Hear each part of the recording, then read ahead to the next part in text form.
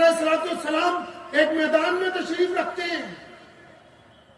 تشریف رکھنے کے دوران آپ کے خیمے کے باہر ایک عورت نے آ کے کہا کہ جا کے اپنے نبی کو کہو کہ ان کی بہن ملنے کے لیے آئی ہے. تو صحابہ نے اندر جا کے کہا یا رسول اللہ صلی اللہ علیہ وسلم ایک خاتون باہر کھڑی وہ کہتی میں آپ کی بہن ہوں. فرمایا میں تو اپنی ماں کا اکیلا ہی بیٹا ہوں سیدہ آمنہ کا, لیکن اور کون میری بہن ہو سکتی ہے؟ وہ کہا یا رسول اللہ صلی اللہ علیہ وسلم وہ اپنا نام شیما بتاتی ہے. فرمایا ہاں وہ میری دودھ شریک بہن ہے, وہ دائی حلیمہ کی بٹیا ہے, انہوں نے بچپن میں مجھے اپنی گود میں اٹھایا, فوراً اندر بلایا. آپ تو خیر کچھ دیتے ہوئے بہن کو 2 دفعہ بیوی کی طرف دیکھتے ہو پھر سوچتے ہو کہ پوچھوں کہ نہیں پوچھوں. نبی علیہ السلام نے بڑے تاریخ اٹھا کے حضرت شیما جب آئی ہیں فرمایا بہنا تو ضعیف ہو گئی. حضرت شیما رضی اللہ تعالیٰ عنہ نے بچپن میں نبی علیہ السلام کو اپنی گود میں اٹھایا ہے.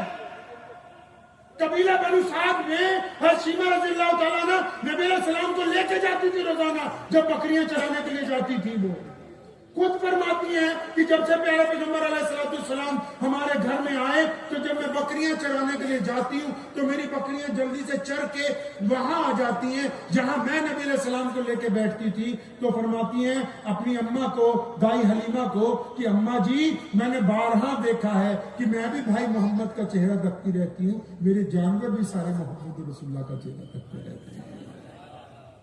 شیما آئی رضی اللہ تعالیٰ عنہ, فرمایا بہت بوڑھی ہو گئی ہو, میرے گھر میں رہو, میں تمہیں یہاں گھر ڈال کے دوں گا اور خادمہ لگا دوں گا. فرمایا نہیں یا رسول اللہ صلی اللہ علیہ وسلم میرے قبیلے کے کچھ کہتی ہیں. فرمایا وہ ابھی رہا کر دیے جائیں گے. شیما کو لاد کے بھیجا تاکہ بہن گھر آئی ہے, قیامت تک کے بھائیوں کو یہ بتانا ہے کہ جب بہنیں گھر آ جائیں تو لوگوں سے مشورہ نہیں کیا کرتے, اپنی حق سے بڑھ کر ان کو دیا جائے.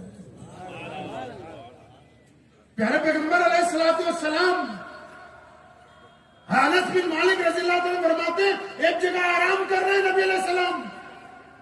فرماتے ہیں جنگ کے موقع سے ہم واپس آ رہے تھے, نبی علیہ السلام آرام کر رہے تھے. فرماتے میں نے خود دیکھا کہ وہ درخت وہاں سے اٹھا, وہ اپنی جڑوں سمیت نکلا, نبی علیہ السلام سو رہے ہیں, پیارے پیغمبر علیہ السلام کے بالکل سامنے آیا اور اس نے نبی علیہ السلام کے سامنے کچھ وقت گزارا. اس کے بعد پھر واپس گھسٹتا ہوا اسی جگہ واپس پیوست ہو گیا.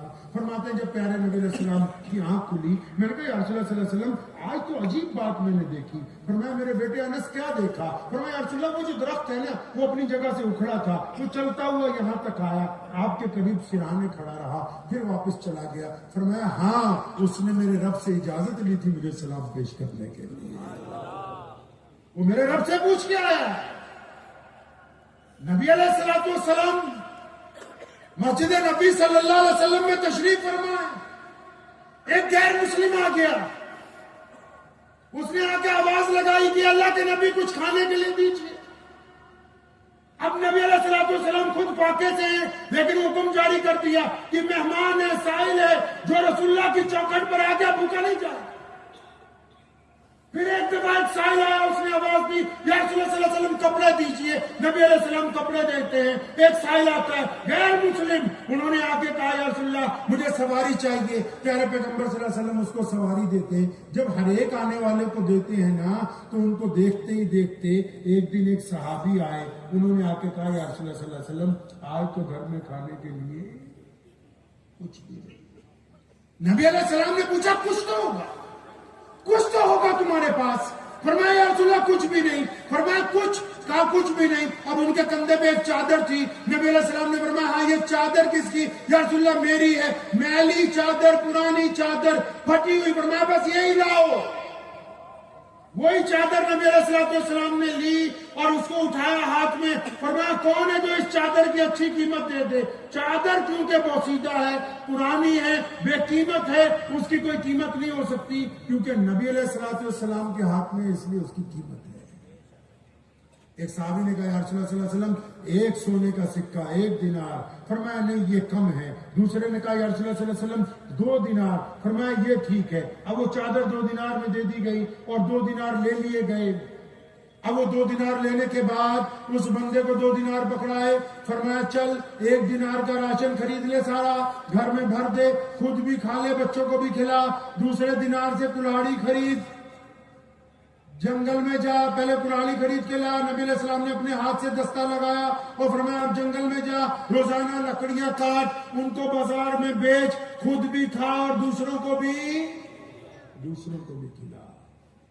ایسے ہی قصہ آپ جیسا کوئی، ہم جیسا کوئی مولوی ہوگا، آپ جیسا کوئی سننے والا ہوگا، جب اس نے سنا تو بھی رزق کا وعدہ اللہ نے کر رکھا ہے۔ حضرت ہمارے یہاں مالوا میں پنجابی کی قصہ مشہور ہے، ایک بندہ نا جمعے کی نماز پڑھن گیا، سمجھ آ رہی تھوڑی سی نہیں؟ جمعے کی نماز پڑھن گیا تو مولوی صاحب تقریر کر رہے تھے، محترم صاحب تقریر کر رہے تھے کہ بھئی اللہ نے رزق کا وعدہ کر رکھا ہے، ہر حال میں ملے گا، روٹی کی فکر نہیں کرنی۔ اب اس نے مولانا صاحب کی تقریر جب سنی تو گھر پہنچ گیا، اپنی اماں کو کہنے لگا میں تو آج سے روٹی نہیں کھاؤں گا۔ کیا ہوا بیٹا؟ فرمایا اللہ نے وعدہ کر رکھا ہے نا روٹی کا، بس اللہ تعالیٰ کھلائے گا تو کھاؤں گا، میں نہیں کھاتا۔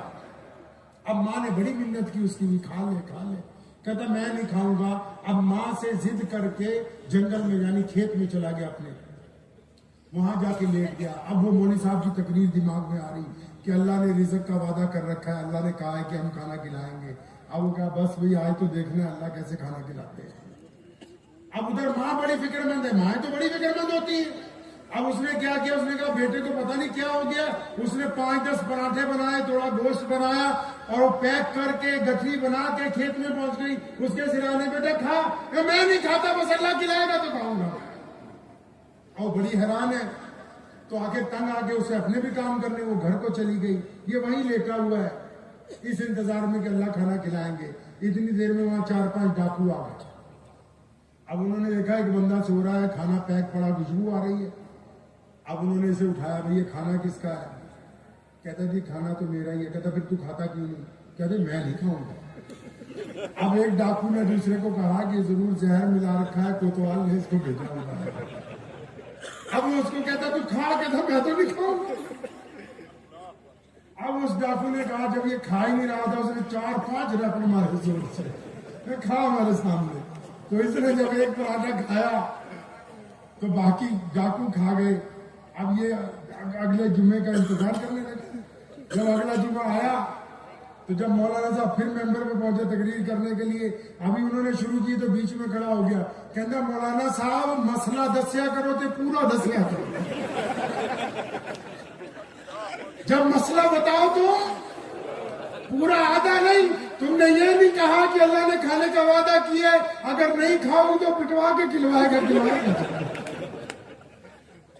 تو ایسا ہی ایک بندہ، اب وہ جنگل میں جا رہا تھا، اس نے ایک لومڑی دیکھی، مسلمان تھا، تو اس نے کہا لومڑی کو تو پولیو ہوا اپائش ہے، یہ جاننا کھانا کیسے کھاتی ہے؟ وہ درخت پہ چڑھ کے بیٹھ گیا۔ کچھ دیر بعد شام جب ڈھلی، ایک شیر آیا شکار لے کے، اس نے لومڑی کے پاس بیٹھ کے شکار کھایا، باقی لومڑی کو دے گیا۔ تو اس کو یہ یاد آ گیا کہ بس اللہ نے رزق کا وعدہ کر رکھا ہے۔ وہ بھی گھر پہنچ کے اپنی بیوی بچوں کو کہتا ہے آج سے میاں صاحب کام پہ نہیں جائیں گے،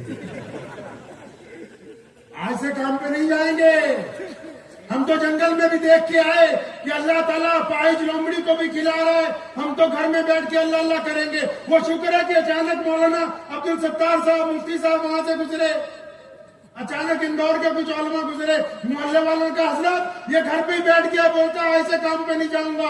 حضرت وہاں پہنچے، پوچھا بیٹا کیا ہوا؟ حضرت جنگل میں گیا، لومڑی کو دیکھا، وہ اپاہج ہے، شیر اس کے لیے کھانا کھانے آیا۔ تو حضرت نے کہا بیوقوف، اللہ نے تجھے دکھایا شیر بن شیر، خود بھی کھا دوسروں کو بھی کھلا۔ یہ محمد رسول اللہ کی سنت ہے۔ نبی علیہ السلام نے بھیک مانگنے سے منع کیا ہے۔